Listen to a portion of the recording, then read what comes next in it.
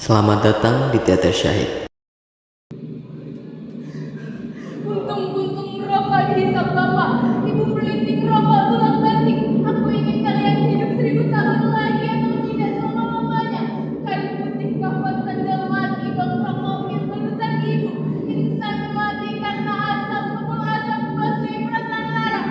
Baru Bapak sudah mati. Ibu miskin tidak bisa beli nasi. Di Indonesia rokok jadi saksi bahwa pemegang tahta insania tapi benda mati. Merokok membunuh aku. Aku mati, kamu mati. Kami miskin hanya makan roti.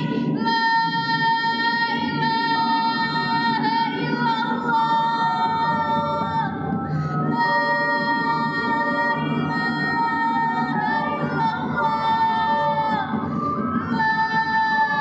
ilaha illallah. Sampai akhir aku teriakan. Inna lillahi wa inna ilaihi raji'un. Setiap tahun sekitar 225.700 orang di Indonesia meninggal akibat merokok. Setiap tahun sekitar 225.700 orang di Indonesia meninggal akibat merokok. Setiap tahun sekitar 225.700 orang di Indonesia meninggal akibat merokok.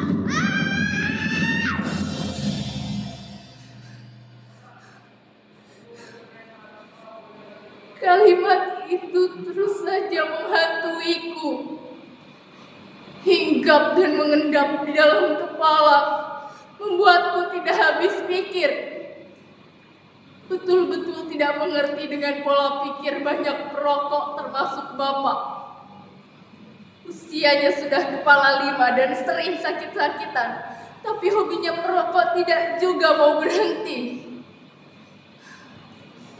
Setiap pagi sebelum narik, Bapak selalu terlihat dengan sebatang rokok di antara kedua bibirnya yang hitam dan tebal. Duduk di beranda sambil ditemani kopi hitam buatan ibu kesukaan Bapak. Asapnya menyebar kemana-mana seperti hendak berbau dengan kabut udara yang berembun di antara tanaman-tanaman sekitar rumah. Kata Bapak, itu semacam ritual baginya untuk memperlancar pekerjaan. Aku hanya bisa geleng-geleng kepala ketika mendengarnya. Memperlancar pekerjaan bagaimana? Tentu saja itu hanya memperlambat Bapak untuk berangkat narik penumpang.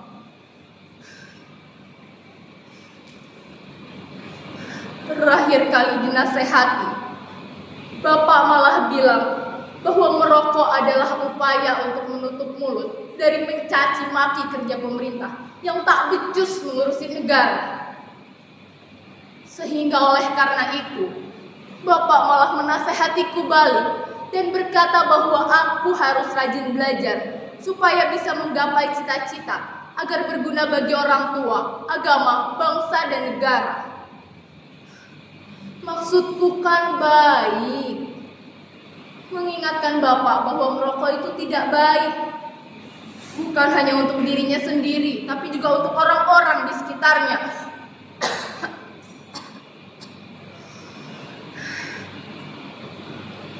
Tapi Bapak malah menimpaliku lagi dan berkata bahwa merokok adalah bagian dari introspeksi diri, supaya kita tetap waspada dari merasa diri paling benar dan suci. Tidak ngaruh, Pak. Tidak ngaruh. Bapak pasti sedang ngawur. Bapak bilang,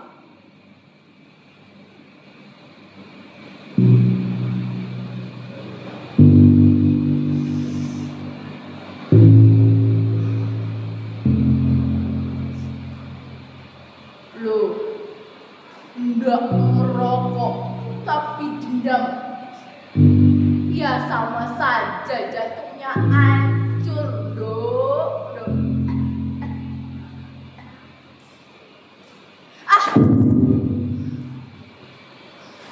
Jangan sampai Bapak jadi seperti pamanku di dusun sebelah yang sekarang sudah almarhum.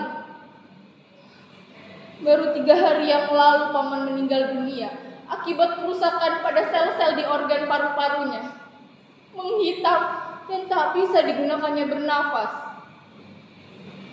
Sudah sejak SMP paman kecanduan rokok. Dan kebiasaan merokoknya memang sudah ampun-ampunan. Bayangkan saja, dalam sehari paman bisa menghabiskan 2-3 bungkus rokok. Padahal usianya lebih muda dari bapak. Aku ingat pada suatu malam paman pernah mampir ke rumah dan mengobrol dengan bapak di teras depan. Aku mendengarkannya dari dalam rumah yang hanya dibatasi oleh jendela. Kata pamanku, lelaki yang belum beristri itu mengadu pasrah ketika tahu bahwa dirinya didiagnosis terkena kanker paru-paru oleh dokter. Lalu pamanku berkata,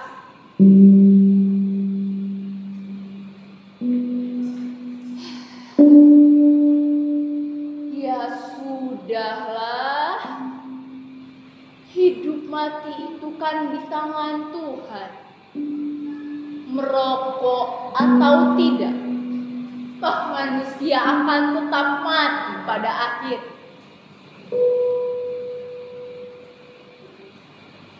Dan bapakku hanya tertawa saja mendengar paman bicara. Aku geram.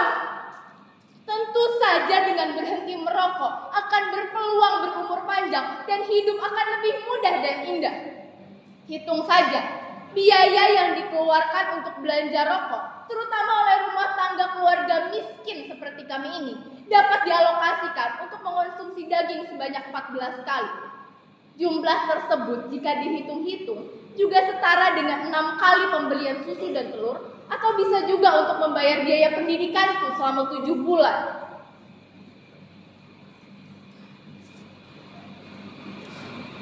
Upaya pemerintah dengan mencantumkan peringatan merokok membunuhmu, disertai dengan gambar-gambar organ tubuh yang menghitam itu, tak ubahnya hanya seperti simbol halal pada kemasan-kemasan produk yang sebetulnya juga tidak terlalu diperhatikan oleh orang-orang yang membelinya.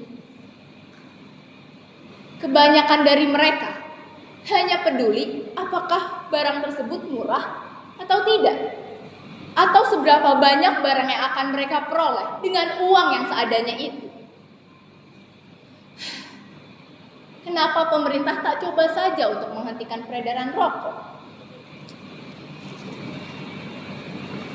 Tentu saja hal tersebut dapat meringankan beban negara. Dengan begitu, para pasien yang terkena kanker paru-paru, kanker tenggorokan, stroke, atau jantung koroner pasti akan berkurang. Kecuali satu penyakit kanker, kantong kering. Tentu saja hal tersebut tidak bisa kita hindarkan ketika kita tinggal di negara yang tingkah laku pemimpinnya seperti yang sudah kita tahu lah. Atau jangan-jangan ini adalah bagian dari strategi pemerintah yang sejalan dengan menaikkan cukai rokok. Pemerintah sudah pasti apal dengan tingkah laku para masyarakatnya yang bebal itu. Ketika rokok sudah menjadi bagian dari kehidupan masyarakat, berapapun cukainya naik, pasti rokok akan tetap dibelinya. Sampai aku juga sering heran dengan bapak yang lebih memilih untuk tidak makan daripada tidak merokok.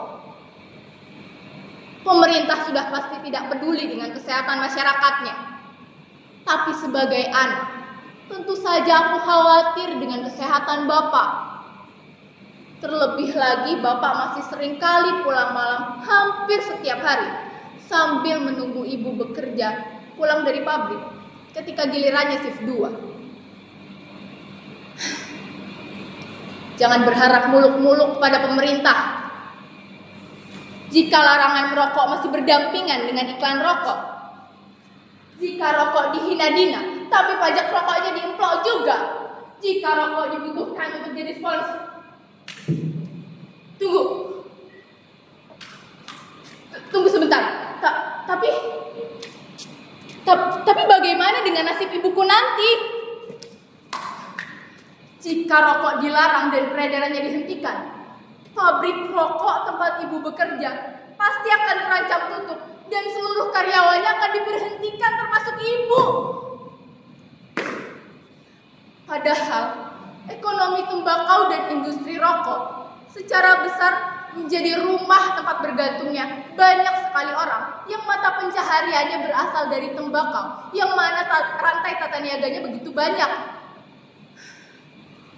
Nasib para petani tembakau, sopir-sopir yang mengantarnya, juga toko-toko kelontong yang berjualan pasti akan kehilangan pekerjaan. Sementara semuanya punya kebutuhan rumahnya masing-masing, yang tentunya banyak disokong dari pendapatan mereka dari hasil penjualan rokok. Aduh, kenapa aku bisa berpikir pendek semacam ini? Biarpun sungguh, aku selalu tidak tega karena ibu selalu mengeluh badannya pegal setiap pulang kerja karena terlalu banyak duduk di pabrik mengepak rokok. Tapi bagaimana pula dengan nasib sekolahku nanti yang semakin kesini makin banyak butuh biaya. Sementara penghasilan dari bapak narik penumpang itu tidak bisa diandalkan. Sebab-sebab terjadinya ini begitu rumit dan multifaktor. Samping itu, Indonesia merupakan negara dengan sektor industri rokok, yang mana sektor tersebut menjadi bagian dari mesin ekonomi yang menggerakkan konsumsi. Aku mulai berpikir keras dan panjang. Rokok yang membuat sektor kesehatan dan bisnis berhadapan akan selalu menjadi pro dan kontra abadi.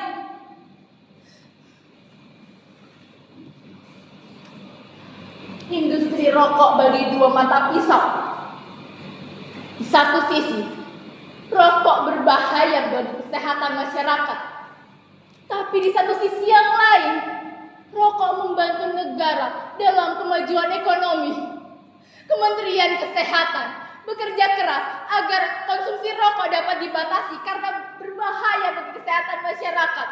Tapi Kementerian Perindustrian punya tanggung jawab untuk menjaga kelangsungan produksi manufaktur, tak terkecuali industri rokok. Sementara Kementerian Tenaga Kerja juga punya tugas untuk menjaga hak para buruh pabrik yang pastinya akan menjadi korban dari pembatasan produksi rokok. Sementara Kementerian Keuangan akan fokus pada penerimaan negara yang kalau bisa cukai hasil tembakaunya jangan sampai berkurang masuk kas negara.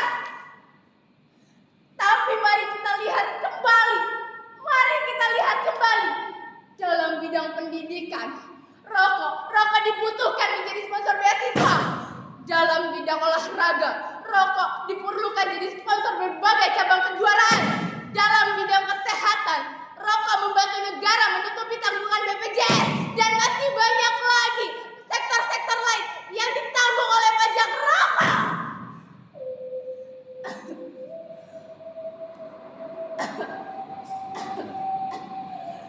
Aku terdiam. Apakah hal ini akan terus saja dibiarkan menjadi perhitungan matematika belaka yang tak pernah ada ujungnya?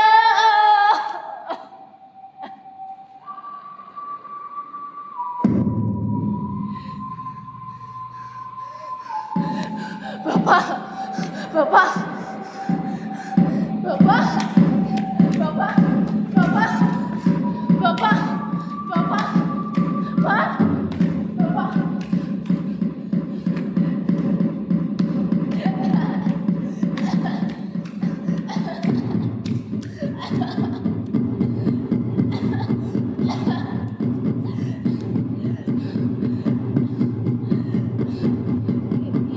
Iya.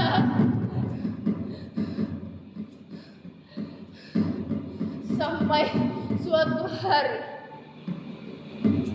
aku melihat wajah Bapak bersinar. Badannya terbalut kain putih bersih.